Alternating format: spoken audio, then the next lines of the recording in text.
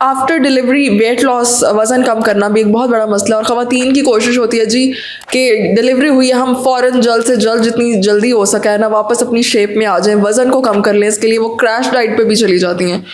तो इसका क्या हल है? फौरी तौर से वज़न कम करना, इसके सेहत पे नुकसान दे असरात होते हैं? बिल्कुल होते हैं।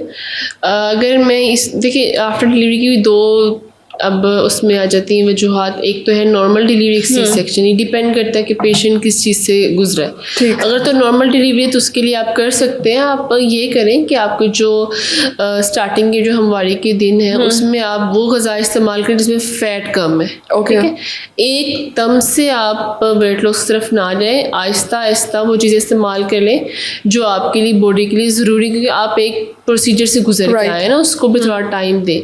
आफ्टर सम डेज आप जिम ज्वाइन कर लें। योगा सबसे बेहतर है, मैं ये कहती हूँ। आफ्टर डिलीवरी सबसे बेहतर चीज़ है वो योगा। अगर आप योगा कर लेंगे तो दी बेस्ट।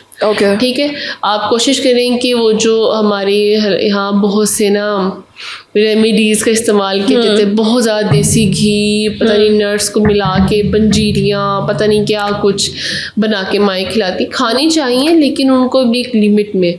वो बनाने का तरीका भी एक अलग होता है, उसमें बहुत ज़्यादा देसी घी का इस्तेमाल भी नुकसानदेह है। ठीक है, तो आपने अपनी पोर्शन के अकॉर्डिंग देखना है कि आपका वेट कितना है, कितना वेट गेन हुआ था प्रेगनेंसी के दौरान, और आपने कितना वेट लॉस करना है, उसके साथ अब आपका कितना टारगेट है।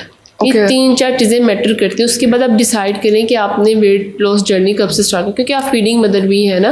अगर आप बिल्कुल ही खाना छोड़ देंगे तो आपके बच्चे पे भी असर आएगा। ठीक है, तो आपने क्या करना है कि आपने फैट फ्री खाना यूज़ करना है। ठीक है, जो आपके बच्चे के लिए भी हेल्दी हो, आपके लिए भी हो, और आपका वेट लॉस भी हो।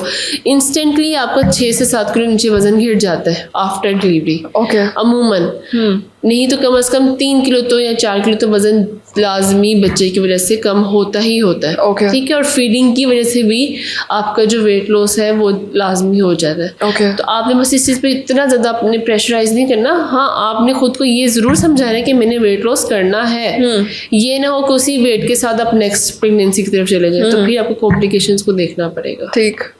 अच्छा, ड्यूरिंग प्रेगनेंसी वेट कंट्रोल जो है उस पर कोई भी तवज्जो नहीं देता, कोई भी बात नहीं करता, क्योंकि लोगों को लगता है कि वेट तो बढ़ना ही बढ़ना है। लेकिन उस टाइम पे वेट को कंट्रोल करना कितना ज़रूरी है? देखिए, डिपेंड करते हैं कि आपका अगर तो आइडियल बॉडी वेट है, BMI आपका आइडियल, तो आपको लेवरेज दी जाती है 10 से 12 kg वजन आप बढ़ा सकते हैं। लेकिन अगर BMI अगर थोड़ा सा ज़्यादा तो आपको लेवरेज दी जाती है कि आपने 6 से 7 किलो वजन बढ़ाना है। और आपका BMI फर्स्ट स्टेज पे है तो आपको सिर्फ इतने से लेवरेज दी जाती है कि आपको जो बेबी का वेट है वही आप बढ़ा सकते हैं।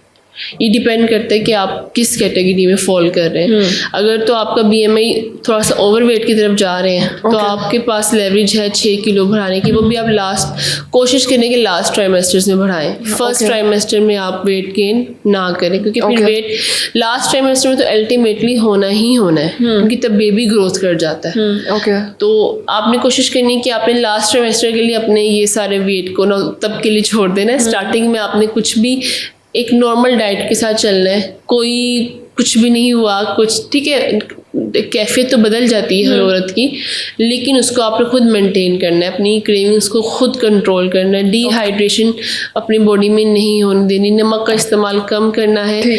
हाँ, अगर नोज़िया वगैरह आपको हो रहा है तो उसके लिए आप मेडिसिन वगैरह ले रही हैं या फिर कोई घर के रेमेडी यूज़ करनी है, वो एक अलग चीज़ है। लेकिन फास्ट फूड की तरफ आपने नहीं जाना। वो आपके लिए अभी भी गलत है, आपकी प्रेगनेंसी के लिए भी हार्मफुल है, आपके बेबी के लिए भी हार्मफुल अल्टीमेटली होगा। ठीक है। अच्छा, अगर ड्यूरिंग प्रेगनेंसी आप अपने वेट को वॉच आउट करते रहते हैं या वेट कंट्रोल करते हैं तो डिलीवरी के बाद फिर आपके लिए वो एक्स्ट्रा केजीज को लूज़ करना ज़्यादा आसान हो जाता है? बिल्कुल ऐसी बात है। अगर आपने उतना ही वेट गेन किया होगा जितना आपको ज़रूरी है तो वो आप बाद में उसको वेट लॉस भी करेंगे, क्योंकि वो आसान होगा ना। आपको पता होगा कि आपका टारगेट था कि आप किस कैटेगरी में फॉल कर रही थी और आपने कितना वेट गेन किया है। तो आपको वो डिप्रेशन नहीं होगा, वो एंजाइटी नहीं होगी, वो पता इतना तो होना ही था, ये तो मेरी डॉक्टर ने मुझे बता दिया था। तो ये तो एक नेचुरल वेट गेन होना ही था। तो उस नेचुरल वेट गेन को वेट गेन करें आप। बेहंगम वजन को बढ़ने के लिए ना छोड़ें। बिल्कुल ऐसी बात है। ठीक है, बहुत शुक्रिया।